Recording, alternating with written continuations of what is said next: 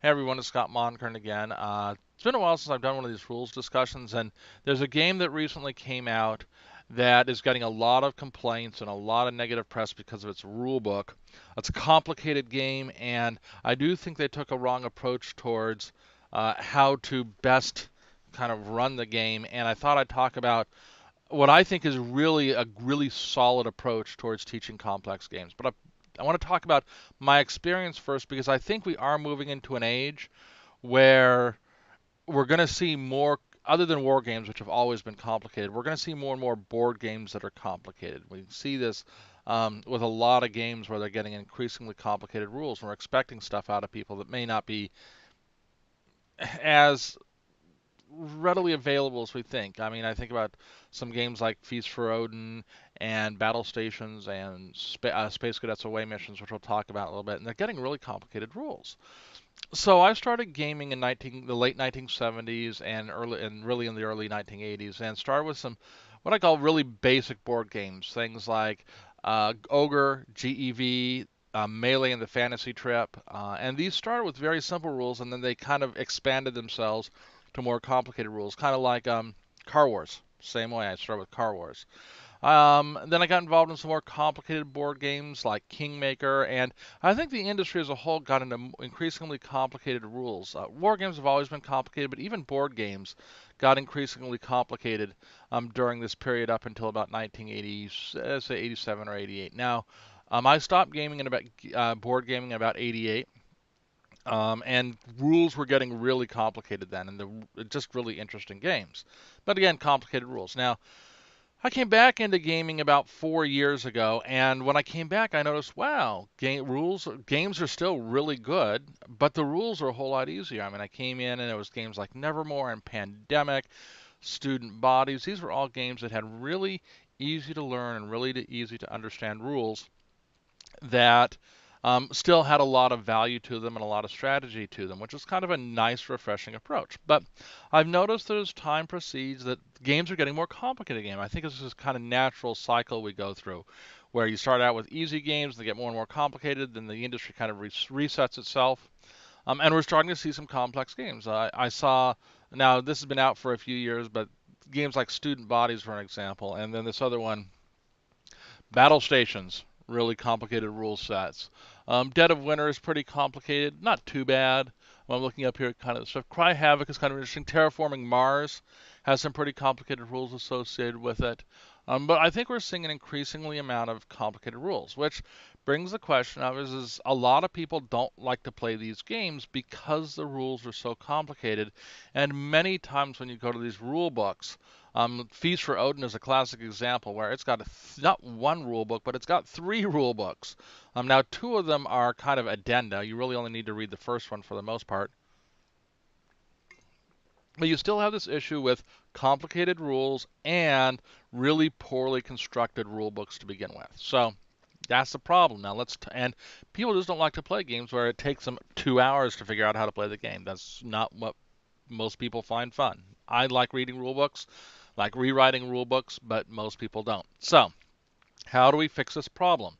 As Rado pointed this out, and I've seen a couple of games so far that have pointed this out. I've actually seen really three, two which have done it very specifically, one which kind of did it in a roundabout way, which is the idea of what we call incremental rules. You develop a series of missions, scenarios, and games which, when you start, are just like a few core rules, like Battle Stations, which is the current one.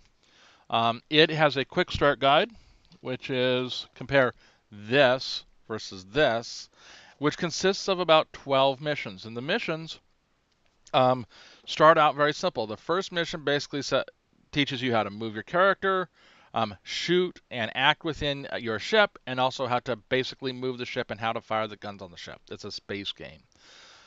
Then each of the missions becomes increasingly complicated, introducing a few more and more rules. Now, Space Cadets Away missions also did the same thing. Now, it did it a bunch. It had 30 missions. This one had 12.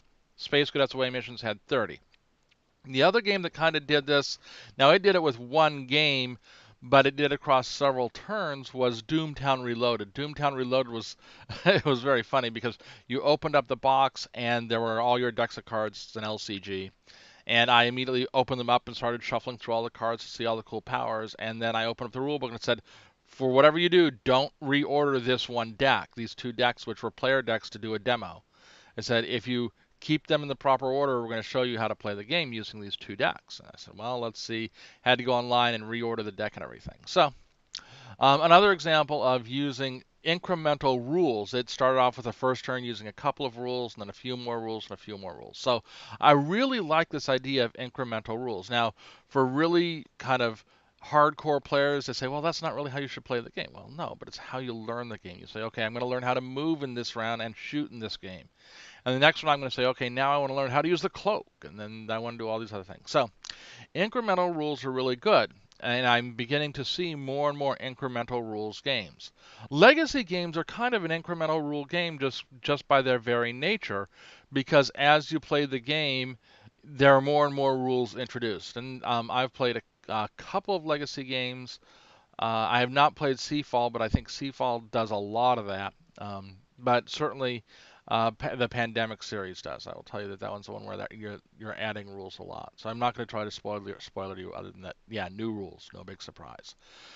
However, that being said, I do think we're having a failure with respect to this concept of incremental rules, which is, and I use battle stations as an example, but Space Cadets Away missions also did it as well, which is if you're going to set up a way to teach via incremental rules, particularly when you're talking about adventure games, character-driven games, so on and so forth, take the effort to tie the various missions or objectives or whatever modules or whatever you want to call them together in not just a logical rule sequence, but in a logical story sequence.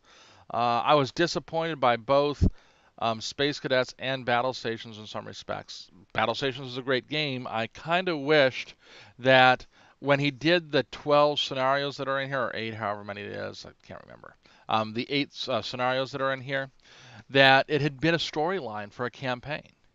Uh, Interestingly, the game which has recently come out where they've got a rules problem, they've got campaigns and they've got a series of missions in an order which teaches it is a natural logical sequence, but they throw all the rules at you on the first day.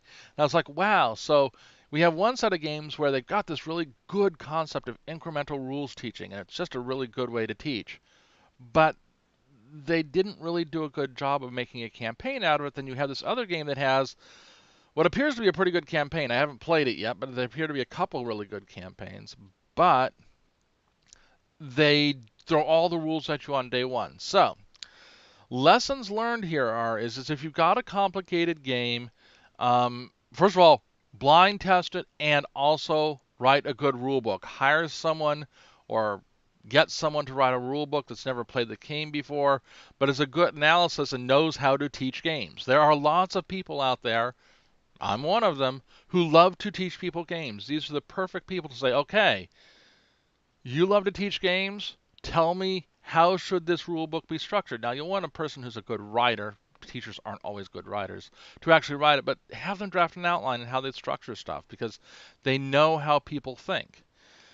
Do a good rule book, but also think about doing a campaign, a set of missions, a set of scenarios, however you want to describe it, that teach the rules incrementally. So if you're running a war game, our first war game is going to be, I'm going to teach you how to use the tank and the jeep. And we're going to do a scenario which have the tank and the jeep, and you're going to move them around, and you're going to shoot each other and blow each other up. And then we're going to add infantry in the next game, and we're going to add machine gun nests, and then we're going to add, and then you add them slowly, and you do it across time. If you take this approach, the games become much more approachable, and it's kind of cool because also it's going to get repeat play. The person says, oh, yeah, I like this. It was fun. Now let's add this rule and add a little more, and they're going to play more. So, because that's also one of the other problems with games these days is I can't tell you the number of games that are really good games that I just don't play very often. I'm sitting here looking, and I've got this huge shelf over here of games, and I'm like, wow, Cry Havoc. Great, very fun, fast to play, well, relatively fast to play war game. We call it Avatar the Game. I've only probably played it 7 times. And that's a lot for me because I just don't get to the table that often. Near and Far, I have played twice. Terraforming Mars, I think 3 times. Dead of Winter Long Night I've played once. I got to play it once. V Commandos, probably about 4 times. Red Dragon Inn, which is sitting up there, which is a fast game to play. I get to play maybe once a year. So people don't play games that often because there's always new games coming out.